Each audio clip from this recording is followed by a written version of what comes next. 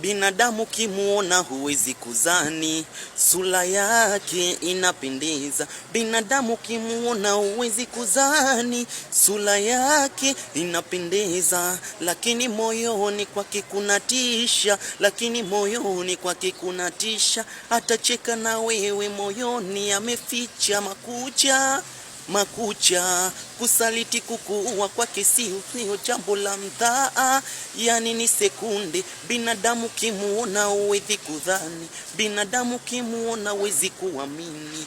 Anajifanya roho nzuri, anakupenda, kumbe mipango yake mibaya. Binadamu kimuona huwezi kudhani, binadamu kimuona utazani mwema. Kini moyoni Mungu ndiye anajua, kini moyoni kumeficha maovu. Lakini moyoni kwake kunatisha, lakini moyoni kwake ni hatari.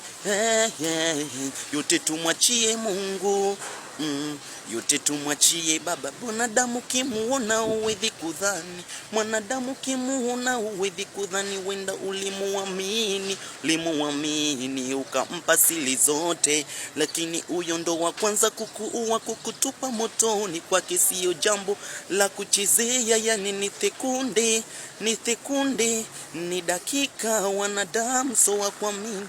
Damu kimuona huwezi kudhani, binadamu kimuona huwezi kuamini. Moyoni kwake kumeharibika. Mwite Yesu apatengeneze, mwite Mungu apatengeneze.